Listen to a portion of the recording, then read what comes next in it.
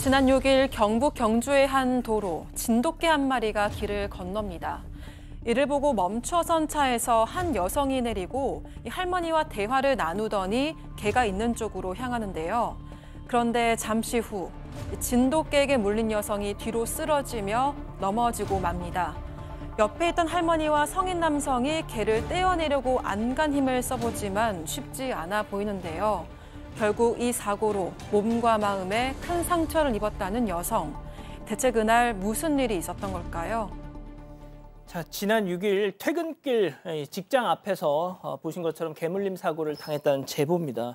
자, 오며 가며 자주 마주치고 평소 간식도 준 적이 있는 그 개한테 물리셨다는 거예요. 네, 그렇습니다. 말씀하신 것처럼 지금 본 영상이 있는 그 근처 카페에서 바리스타로 일하는 30대 여성분입니다. 그런데 지금 지난 6일이었고요. 이 개 진돗개 한 마리가 혼자서 막 돌아다니는 걸 봤다라는 거예요. 그런데 그 주변에 이전에도 저 진돗개가 혼자 돌아다니는 모습을 자주 봤었고, 본인도 반려견을 키우고 있기 때문에 간식도 주고 뭐 영양제도 줬고 덕분에 개 이름까지 알고 있었다라고 합니다. 그런데 이 사건이 있었던 날은 지금 보신 것처럼 또 개가 혼자 돌아다니고 있고 저 할머니가 그 개를 뒤쫓았던 거예요. 그러니까 예비신랑 차를 타고 퇴근하려던 길이었는데 차 잠깐 세워봐라 그래서 도와주려고 내려서 개 이름을 불러서 쫓아갔는데 갑자기 정말 살기를 띤 눈으로 이 제보자분을 공격을 시작해서 허벅지와 팔, 등을 심하게 물린 겁니다. 저희가 이제 이게 너무 참혹한 상처라서 흑백으로 지금 처리를 하고 있다는 거 말씀드립니다. 자, 진도라 하면서 평소에 간식도 몇 번 준 적이 있는 개였기 때문에 무슨 일인가 싶어서 차에서 잠깐 내렸답니다. 근데 그 순간 일이 벌어졌다는 거죠. 자, 제보자 얘기 직접 들어보시죠. 집 나간 거 지금 혼자 돌아다니는 거 되게 많이 봤어요. 저 아이고 쟤 집 나갔네 이러고 있었는데 그날도 퇴근길에 차에서 강아지 돌아가지고 가가지고 할머니가 또 쫓아다니길래 할머니 되게 왜소하시거든요. 할머니한테 그 차에 내려가 할머니 또 집 나갔어요. 그래가지고 강아지 불러달래서 하게 불렀는데 갑자기 달려들었어요. 그 상황에서 나 이러다 죽겠구나 그 생각이 안 들었어요. 원래는 빨리 도망가야 되는데 너무 아파가지고 몸이 안 움직이는 거야. 얼음이 돼버려가지고. 자, 이 할머니가 개가 또 집을 나갔어. 개 좀 불러줘. 막 이랬다는 겁니다. 그러니까 당연히 할머니가 그런 요청을 하니까 네. 진도라 했던 거죠. 그렇죠. 뭐 만진 것도 아니고 이름만 불렀다고 합니다. 그리고 워낙 그 사이에도 예전에도 간식도 주고 이랬던 개니까 뭐 이런 거랑은 상상도 못 하시고 정말 좋은 마음만 있으셨던 거죠. 그런데 이름을 불렀을 뿐인데 아까 설명하신 것처럼 으르렁하면서 막 살기 어린 눈으로 와서 허벅지를 물었습니다. 그리고 너무 놀라가지고 뒷걸음질을 치니까 또 팔을 물었어요. 차에 있던 예비신랑이 너무 놀라가지고 차에서 나오고 할머니도 그 개랑 뛰어놀려고 노력을 하셨는데도 얘가 떨어지지 않고 한동안 막 물려고 굉장히 막 다가오고 그랬다고 합니다. 이러다 죽겠구나라는 생각이 들어서 너무 두려우셨다고 하고요. 도망가려고 그런데도 몸이 움직이지 않아서 도저히 도망갈 수가 없었다고 합니다. 영상으로만 보면은 뭐 빨리 끝난 것처럼 보일 수 있지만 사실 병원에 갔더니 너무 놀라면서 왜냐하면 피가 멈추질 않았고 상처도 너무 커서 의료진들도 놀랄 정도였다고 합니다. 자, 그런데 이 제보자께서 다음날 출근을 해야 한다고 통원 치료를 받으시려고 했다는데 결국 그걸 만류한 게 의료진이었다고요. 네, 너무 심각했기 때문에 입원해야 되는데 무슨 출근을 하느냐 얘기를 했다고 하고 일주일간 입원 치료를 받았다고 합니다. 지금 나오고 있는데 제보자가 왼손잡이입니다. 왼팔 그리고 허벅지, 왼쪽 허벅지 주로 공격을 받았다고 하고요. 특히 지금 나오고 있는데 왼쪽 팔 뒷부분이 근육이 파열된 정도로 많이 물렸는 상황입니다. 그래서 허벅지하고 왼쪽 팔을 쓰기가 좀 어려운 상황이고 전치 3주 진단을 지금 받았는데 왼쪽을 못 쓰다 보니까 커피 같은 것도 한 손으로 지금 할 수밖에 없는 상황이고요. 실제로 지금 결혼식을 가을쯤에 하려고 하고 있는 예비신랑 얘기를 했었는데 문제는 무기한으로 결혼식 연기를 한 상황이고 흉터가 있기 때문에 흉터 치료도 지금 해야 되는 상황이라고 합니다.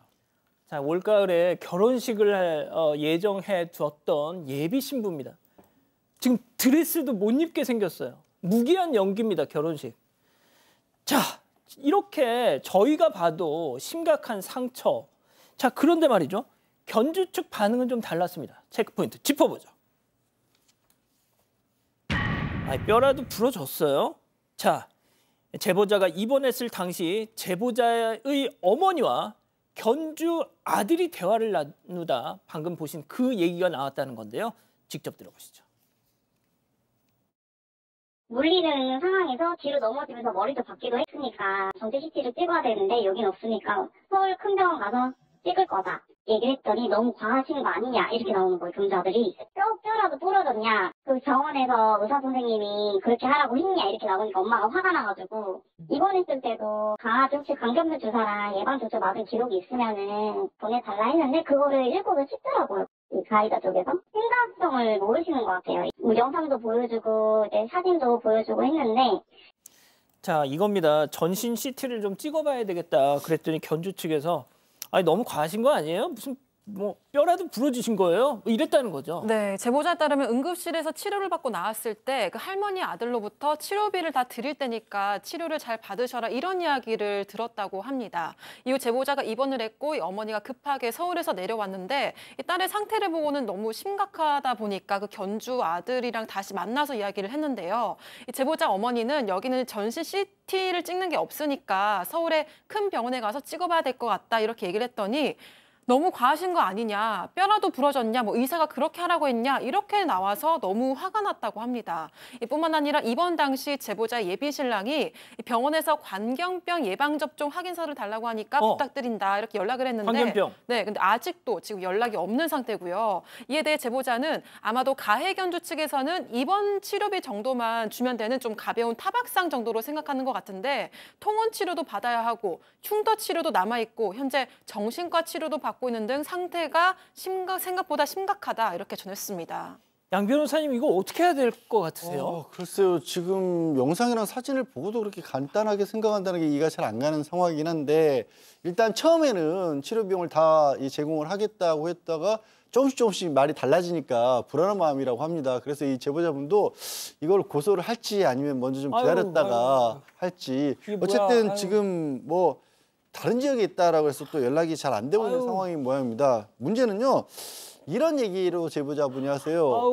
1년 반 정도 전에도 한 손님이 그 제보자분이 일하는 카페에 강아지를 안고 들어오려고 했대요. 그래서 여기 강아지는 들어오시면 안 됩니다. 안고 들어오시면 안 됩니다라고 했더니 그게 아니라 지금 자기 개가 바깥에서 다른 개한테 물려가지고 이 견주를 찾았는데 견주가 안 보여서 메모를 좀 남기려고 한다라고 그렇게 부탁을 했다라는 겁니다.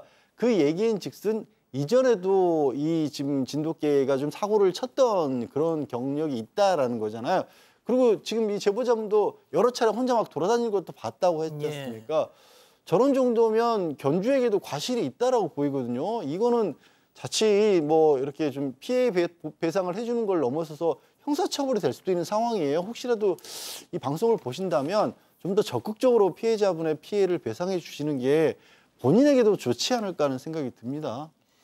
자, 이 제보자께서는 유기견 봉사활동을 가셨다가 입양한 반려견을 무려 7년 동안 키우고 계셨대요. 자, 그런데 이 개 물림 사건 이후에 그렇게 예뻐하던 내 반려견도 이제는 마주하기가 힘들 정도로 마음에 큰 상처를 받으셨답니다. 자, 얘기 더 들어보시죠. 강아지가 바로 직장 1분 앞에 살아요. 출근할 때도 무섭고 퇴근할 때도 무섭고 정신과에서 먹는 약을 주셨어요. 네, 그거 먹고도 어떻게든 버티고 있긴 하거든요, 지금.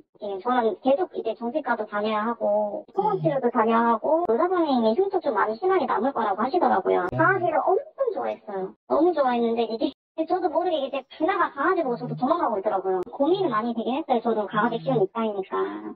어른이 저도 물렸는데 이 정도인데 애라도 물렸으면 세상은 애도 끔찍하잖아요. 자, 교수님, 저는 이 제보자께서 이제 결혼식을 무기한 연기했다는 거 그게 너무 가슴 아프더라고요. 아니 이제 이게 낫더라도 흉이 질 텐데 드레스를 어떻게 입어요? 그러니까 이제 몸과 마음이 다 아프신 상황이죠. 지금 얘기하신 얘기 들어보면은 특정 공포증이라고 해서 우리가 얘기하는 개포비아, 그러니까 개공포증이 지금 나온 거거든요. 그러니까 개만 보면 정말로 막 이렇게 얼어붙고 무섭고 지금 불면증에 불안증에 뭐 식이상의 어려움까지 있어서 정신과 치료를 받고 있다 그러는데 이 개공포증도 상당히 오래 갈 수도 있어요. 그러니까 키우던 개까지도 지금 못 키우겠다라는 상황이시고 일상생활도 어려워서 결혼식도 무기한 연장, 그러니까 그 미뤘다는 거잖아요.